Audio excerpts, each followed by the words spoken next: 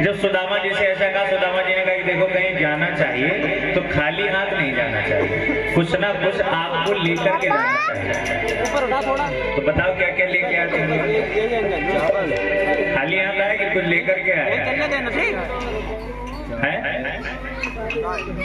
कहीं भी किसी के भी आप अगर घर में जाओ तो कुछ ना कुछ आपको लेकर के जाना चाहिए। खाली यहाँ जाओगे तो तुम्हारी इज्जत बिल्कुल नहीं लगेगी, ना मानो तो जाके देखना।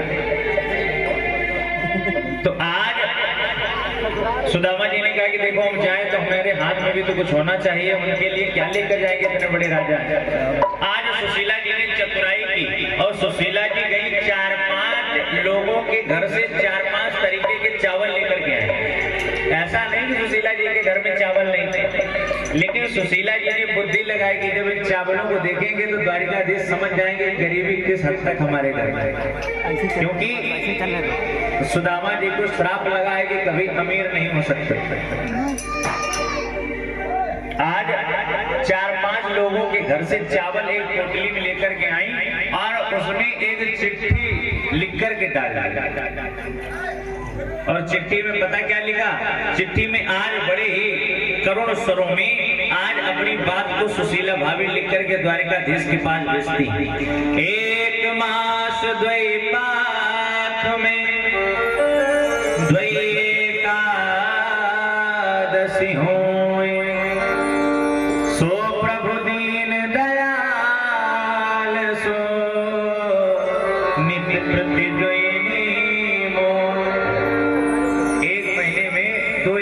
पड़ती। लेकिन सुशीला जी के घर में इतनी गरीबी है कि पूरे महीना एकादशी का ही व्रत चलता है।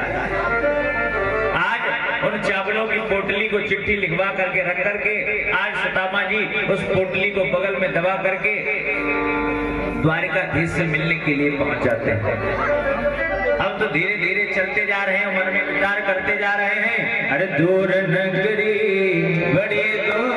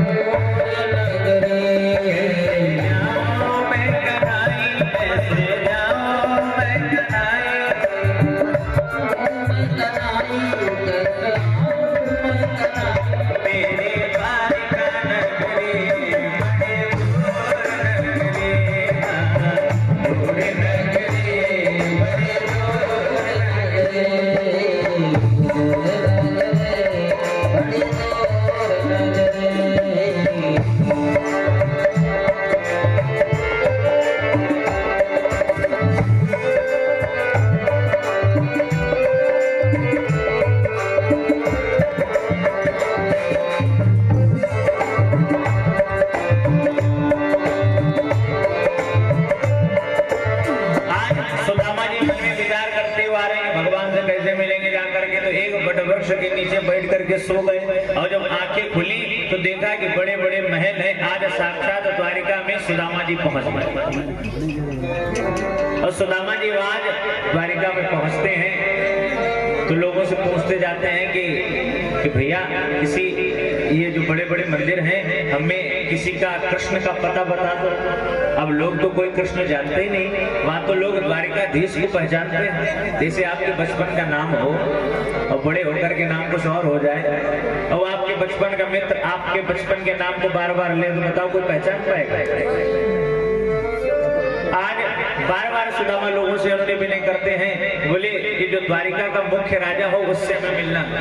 तो लोग कहते हैं कि जो बड़े बड़े सोने के महल तुमको दिखाई दे रहे हैं ये उन्हीं द्वारिकाधीश के हैं और तुम जाओ जाकर के मिल लो। आज सुदामा जी द्वारिकाधीश के दरवाजे पर आकर के खड़े होते हैं और द्वारपालों से कहते हैं कि जो तुम्हारे अंदर भगवान द्वारिकाधीश बैठे हैं उनसे एक बार हमारी भेंट करवा दो। लोगों ने कहा कि महाराज आप यहीं रुके और हम जाकर के द्वारिकाधीश को बता करके आए कि उनसे मिलने कोई आया है। वो द्वारपाल अंदर पहुंचता है और भगवान से जाकर के सुदामा के चल चरित्र को बताता है। द्वारपाल कहता है शीश पगाना जगातन में प्रभु जाने को आई बसे के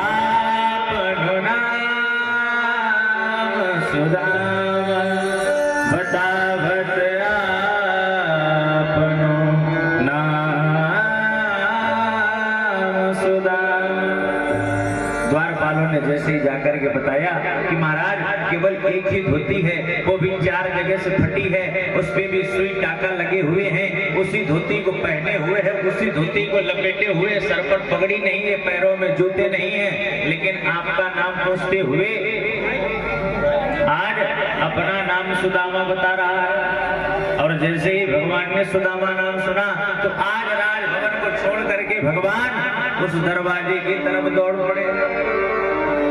अब तो जितने भी लोग हैं सब आश्चर्यचकित हो गए कि आखिर हमने यहाँ बड़े बड़े ब्रह्मादि देवताओं को आते हुए देखा, लेकिन कभी भगवान कृष्ण अपने सिंहासन को छोड़ करके नहीं गए। लेकिन हमें लगता है कि कोई बहुत बड़ा भगवान का स्नेही मित्र आया है कि जिससे भगवान मिलने के लिए पहुंचे। आज भगवान गए और भगवान ने जाते जाते सुदामा जी को अपने गले लगा लिया और सुदामा जी को गले लगा करके आज आकर के अपने राज्य सिंहासन पर बैठाया और रुक्मिणी जी से कहा कि हे रुक्मिणी, जाओ कोई जल का पात्र लेकर के आओ, ब्राह्मण देवता आए हैं, इनके पद प्रक्षालन करो। इधर भगवान ने जैसे रुक्मिणी से कहा, रुक्मिणी थाली लेने के लिए गई, जल लेने के लिए गई और भगवान आज सुदामा जी के पैरों को पकड़ करके सुदामा जी के पैरों के नीचे बैठ गए और भगवान कहते हैं ऐसे बेहाल बेबाइन सोपक कंटक जाल लगे जोए, हाय महादुख पायो सखा तुम आए इतना कितने दिन खोए, देखी सुदामा की दीन दशा करुणा करके करुणा निधि रोए, पानी परात को हाथ छुओ नहीं,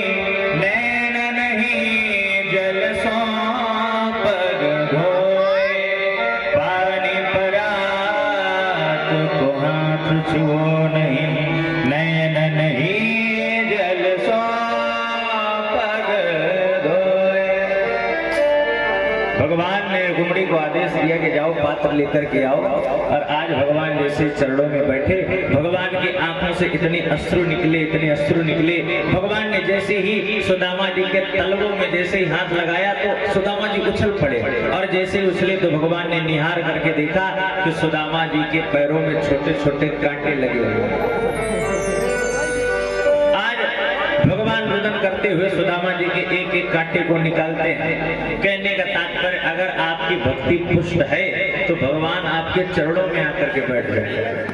आज सुदामा जी के एक एक कांटे को निकाला, मन में विचार किया कि इतने बड़े राज्यसभा में सुदामा जी का बैठाना उचित नहीं, क्योंकि सुदामा जी बड़ा संकोचित हो रहे हैं। वह बड़े बड़े लोग दिव्य मुकुट धारण किए हुए, बड़ा वेशभूषा को धारण किए हुए लोग बैठे बड़ा तिरछी निगाह से सुदामा को देख रहे। तो भगवान उठा करके आज रुक्मिणी के कक्ष में सुदामा को ले गए। सुदामा को ले जाने के बाद बढ़िया से आज गद्दे के ऊपर सुदामा जी को बैठाया। सुदामा जी बैठे, विविध प्रकार से भगवान ने हाल चाल लिया, अपने बचपन की बातों को याद किया कि किस प्रकार से हम लोग जंगल में लकड़ियां लेने के लिए जाते थे। और इसी के मध्य भगवान ने कहा कि ये बताओ कि शादी आदि हो गई कि अभी भी तुम वैसे ब्रह्मज्ञानी वाली बातें करते हो? क्यों बचपन में तो तुम कहते थे बाबा बन जाओगे। तो सुदामा जी ने कहा नहीं नहीं, तुम्हारी भाभी बहुत अच्छी, उसका नाम सुशीला है और उसके साथ हमारा विवाह हुआ है। तो भगवान ने कहा जब भाभी है तो भाभी ने कुछ भेजा भी होगा। अब जहां पर इतने बड़े बड़े लोग हों, जैसे कि आप पीएम मोदी से मिलने जाओ और तुम जेब में 4 बतासा डाल के ले जाओ तो तुम्हारी हिम्मत वहां पर नहीं पड़ेगी कि तुम बतासा निकाल के वहां पर रख दो।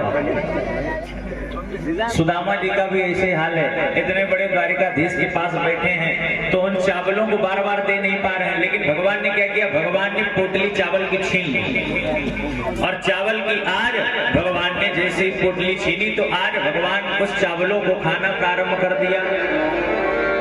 हाथ में चावल लेते ही सब में डर भयो जात, ना जाने किस लोक की संपत्ति हो ये समाप्त, हर दाने का मोल यदि देने लगे भगवान, रह जाएगा सृष्टि में बस एक ही धनवान। भगवान बार बार उन चावलों को मुट्ठी में लेकर के आज भगवान खाने लगे। बनाओ बनाओ, इतना रखना, इतना बस 10 यही ठीक।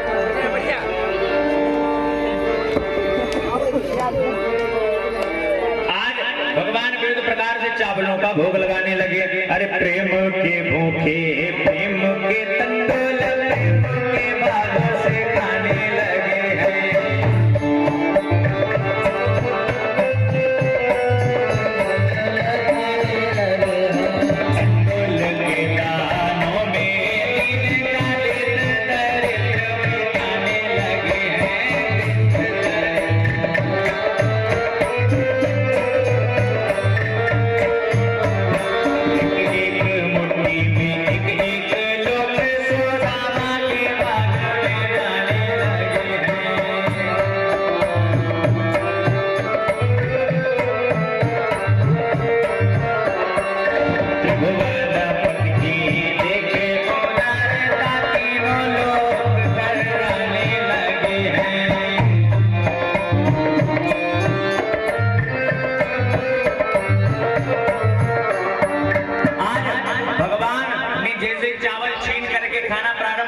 लोगों के अंदर बड़ा डर है, लोग सोच रहे हैं ऐसा तो नहीं है सबको आज दान कर दे। और आज भगवान ने जैसे ही पहली मुट्ठी खाना प्रारंभ कर दिया, अरे पहली मुट्ठी में लेते ही प्रभु ने स्वर्ग सुदामा के नाम किया है।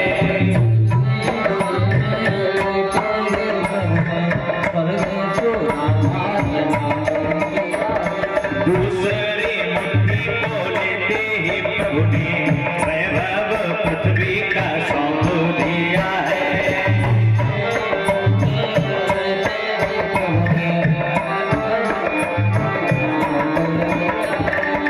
श्री मुट्ठी में लेके लगे जो बैकुंठ तो लक्ष्मी ने रोक दिया है। अपना निवास भी दान में मेरा, ऐसा दानी मेरा किया है।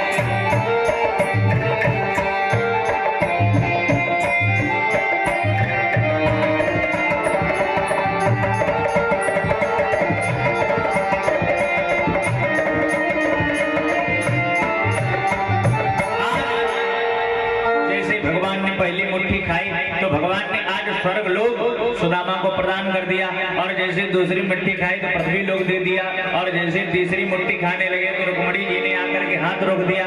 रुक्मणी जी ने कहा महाराज सब कुछ दे दोगे तो क्या खुद ही सुदामा बन जाओगे।